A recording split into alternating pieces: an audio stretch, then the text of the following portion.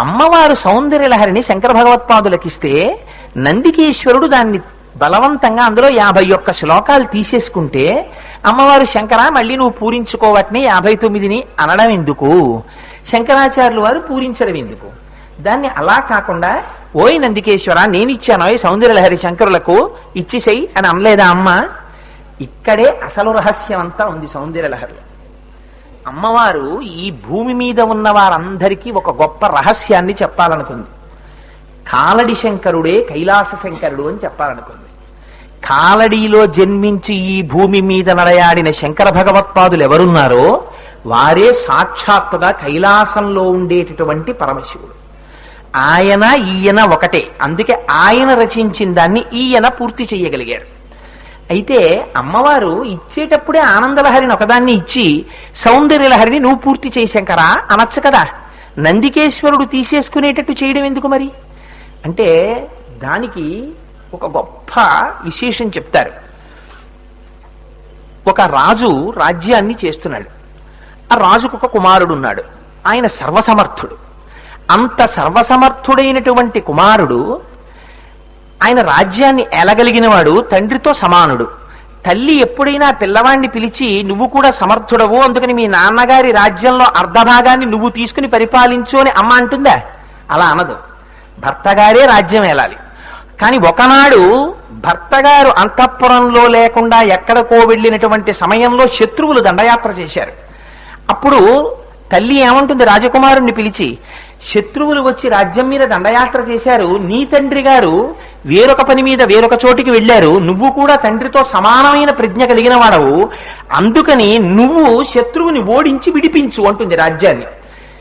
అలా కైలాస శంకరుడే కాలడి శంకరుడిగా వచ్చి ఉండవచ్చు. కానీ ఇప్పుడు కాలడి శంకరుడు గురుస్వరూపంగా అమ్మవారి అయ్యవారి ముందు పుత్రుడిగా పరమ విధేయతతో ఉన్నవాడు. అందుకని తన భర్త స్వరూపంలో ఉన్నటువంటి శంకరులు రాసిన స్తోత్రాన్ని శంకరాచార్యుల వారి చేత తిన్నగా చెప్పించకుండా ఆయనే ఈయనాన్ని నిరూపించడానికి ఇచ్చిన శ్లోకాలలో 59 నందికేశ్వరుడి చేత తీసుకుపోబడేటట్టుగా చేసి వాటిని మళ్లీ తను అశరీరవాణిగా పలికి అదే శంకరాచార్యుల వారి చేత 59 శ్లోకాలని అమ్మవారు చెప్పించి సౌందర్యలహరిని పూర్తి చేయించారు. ఆ సౌందర్యలహరి 2 కారణముల చేత మహోత్కృష్టమైన స్వరూపం అన్నారు. ఎందుచేత అంటే సౌందర్యలహరే అమ్మవారు. ఎందుకని? అమ్మవారి యొక్క పాదాది కేశాది పర్యంతం అందులో వర్ణన ఉంది. 2 అమ్మవారికి సంబంధించిన సమస్త మంత్రశాస్త్రము అందులో నిక్షిప్తమైంది, శ్రీ విద్యా రహస్యాలన్నీ. అందుకని ఆ సౌందర్యలహరి పలికితే సాక్షాత్తుగా అమ్మవారి స్వరూపమే ఆవిష్కరింపబడుతుంది. శబ్దస్వరూపము చేత రూపస్వరూపము ఆవిష్కరింపబడుట. అందుకని సౌందర్యలహరి శ్లోకాలు చదివితే అమ్మవారే వచ్చి నిలబడుతుంది. కాదు 32 సంవత్సరములు మాత్రమే పాంచభౌతిక శరీరంతో ఉన్నటువంటి శంకర భగవత్పాదుల యొక్క సమస్త ప్రజ్ఞ సౌందర్యలహరిలో ఉంది. సౌందర్యలహరి శ్లోకాలు మీరు చెప్తుంటే శంకరులే శబ్దశక్తిగా బయటికి వస్తారు. అందుచేత సౌందర్యలహరి చాలా గొప్పది.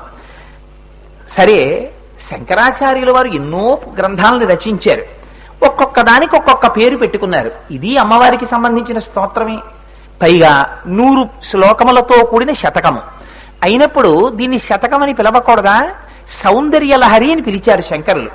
సౌందర్యము అంటే బాహ్యమునందేట అందం, లహరి అంటే ప్రవాహం. ప్రవాహం అంటే కెరటం తర్వాత కెరటం, కెరటం తర్వాత కెరటం వచ్చి తీసుకుపోతుంటుంది. అటువంటి లహరి. ఎవరి సౌందర్యలహరి? ఇందులో ఎవరి సౌందర్యం గురించి చెప్పారు మనం అడగాలి కదా. సౌందర్యలహరి అన్నారు మీరు, బాగుంది. శివానందలహరి అన్నారు కదా అంతకు ముందు రాసిన దానికి. శివానందలహరి అన్నప్పుడు ఏ ఆనందలహరి అంటే శివానందలహరి అన్నారు. మరి సౌందర్యలహరి అన్నప్పుడు ఎవరి సౌందర్యలహరి? ఓ సీతా సౌందర్యలహరా, పార్వతీ సౌందర్యలహరా, లేకపోతే ఉమా సౌందర్యలహరా, లక్ష్మీ సౌందర్యలహరా? మరి శంకరులు పేరెందుకు పెట్టలేదు అంటే దానికి అన్నారు పానకము. నీకు బెల్లం పాకం అయితే నీకెందుకు, పంచదార పానకం అయితే నీకెందుకు? అది పానకము. పానకము యొక్క స్వరూపం ఏమిటి? తీయగా ఉండడమే. అది ఆనందలహరి. శివతత్వం తురీయావస్థని పొందితే తప్ప అర్థం కానిది. అందుకే మచ్చేతో హృదభివి శివానందలహరి అన్నారు. ఇది సౌందర్యలహరి. ఇది పంచదార వేశారో బెల్లం వేశారో నీకు అనవసరం, ఆపాత మధురం. నిన్ను ముంచెత్తుతుంది. లహరికి ఉండే గొప్పతనం ఏమిటి? శతకము అని పిలవకుండా లహరి అని పిలవడం వెనకాతల ఒక గొప్ప రహస్యం. శతకం అనుకోండి, శతకానికి 2 ఒడ్లుంటాయి. 1వ శ్లోకం ఒక ఒడ్డు, 100వ శ్లోకం ఒక ఒడ్డు. 1వ శ్లోకం అనేటటువంటి ఒడ్డు దగ్గర నుంచి దిగి మీరు ఆ ఏటిలో మునిగితే అందులో దాటుతూ వచ్చి 100వ శ్లోకం దగ్గర మళ్ళీ ఒడ్డెక్కేస్తారు. లహరి అలా కాదు. లహరి మీరు కూర్చుంటే కెరటం తర్వాత కెరటం, ప్రవాహం తర్వాత ప్రవాహం వచ్చి మిమ్మల్ని ముంచెత్తుతుంది. ఆ ముంచెత్తుతున్నప్పుడు ఏమవుతుంది? మీకు తెలియకుండా శంకరాచార్యుల వారు ఎన్ని ప్రయోగాలు చేశారంటే సౌందర్యలహరిలో మీ మనస్సు వెళ్ళి అమ్మ గురించి ఆలోచన ప్రారంభం చేస్తుంది. మీ మనస్సు ప్రపంచంలో ఎప్పుడు ఏ వస్తువు యందు పెట్టండి, బంధిస్తుంది. అదే మనస్సు అమ్మవారి దగ్గర పెట్టండి, అమ్మవారి పాదముల దగ్గరికి మనస్సు చేరడం చేత చిట్ట చివర జరిగేటటువంటి ప్రయోజనం ఏమిటి?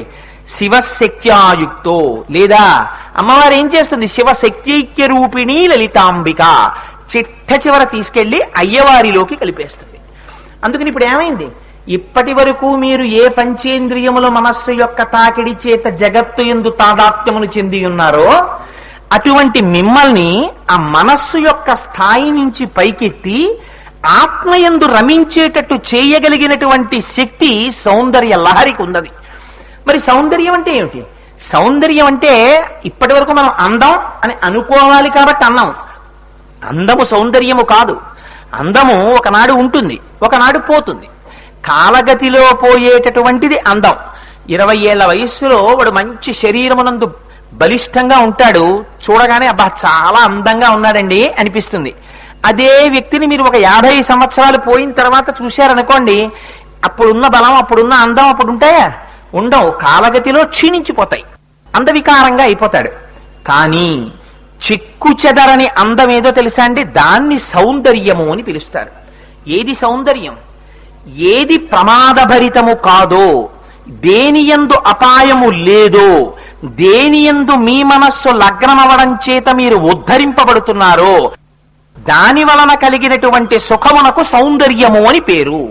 సంతోషపడిపోయారో అయితే కొంతమంది ఒక మాట అంటారు, ఏమండి అదేమిటి మరి అమ్మవారు కాళీ స్వరూపంలో ఉంటుంది కదా, దుర్గా స్వరూపంలో ఉంటుంది కదా, ఇవన్నీ చాలా భయానకంగా ఉంటాయి, ఆ స్వరూపాలని మనం ఉపాసన చేయలేం కదా, మరి అవన్నీ అమ్మ యొక్క స్వరూపాలు ఎలా అవుతాయని.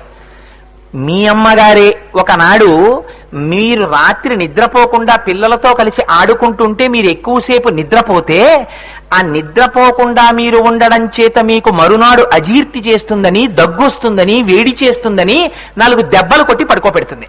ఆ దెబ్బలు కొట్టేటప్పుడు అమ్మ ముఖం చూస్తే పడుకుంటావా పడుకోవా అని బలవంతంగా తలపెట్టి పడుకోబెట్టి వీపు మీద గట్టిగా జోకొట్టేస్తుంది. అలా పడుకోబెట్టేస్తున్న అమ్మని చూస్తే పిల్లాడికి మనస్సులో క్రోధమూర్తిలే కనపడుతుంది. అయితే అమ్మతనం ఉందా లేదా? పడుకోబెట్టడంలో అంత వ్యగ్రత కనపరిచినా ఏమిటి ప్రయోజనం? పడుకోబెట్టడమే ప్రయోజనం. అలా ఒకనాడు అమ్మ జగత్తుని నిలబెట్టడానికి రాక్షస సంహారం చేయడంలో ఉగ్రమూర్తిగా కనపడచ్చు, కానీ అమ్మ అమ్మే. అందున ఇక్కడ 2 కలిసే సౌందర్యలహరిలో. ఒకటి అటువంటి అమ్మవారి యొక్క అపారమైనటువంటి వైభవం అంతా సౌందర్యలహరిలో వర్ణించారు. వర్ణించిన వారెవరు వర్ణించారు? జగద్గురువులు వర్ణించారు. మీ ఇంట్లో మీరు పూజ చేసేటప్పుడు మీ నూతిలో నీళ్లు తెచ్చి మీరు పంచపాత్రలో పెడితే ఆ నీటికి పవిత్రత కల్పించడానికి మీరు మంత్రం చెప్పాలి. గంగే చ యమునే చైవ గోదావరి సరస్వతి నర్మదే సింధు కావేరి యౌజలేస్మిన్ సన్నిధిం కురు అని అడగాల. నదులన్నీ వచ్చి ఈ నీటిలో ప్రవేశించమని అడగాలి, అప్పుడే పవిత్రత. మీరు గంగానదికి వెళ్ళారనుకోండి, మీరు గంగలో స్నానం చేసేటప్పుడు మళ్ళీ గంగానది నీళ్లు పైకి తీసి ఆ గంగలోకి పుణ్యనదులన్నీ రావాలని మీరు ఏమైనా మంత్రాలు చెప్తారా, న్యాసం చేస్తారా? ఏమి చేయరు. గంగ గంగగా పవిత్రము. ఆ గంగ ముందు ఎవరినో చనిపోయినటువంటి వాళ్ళని కాలుస్తూ ఉంటారు, ఆ శవాల మీద ప్రవహించి వచ్చేస్తూ ఉంటుంది, అయినా గంగ పవిత్రమే. గంగే పవిత్రం. గంగ యొక్క స్థితియే పవిత్రము. శంకరుల నోటి వెంట రావడమే పవిత్రం. జగద్గురువుల యొక్క నోటి వెంట వచ్చింది కాబట్టి సౌందర్యలహరి పరమ పవిత్రం కాదు. అమ్మ గురించి చెప్పింది కాబట్టి పరమ పవిత్రం.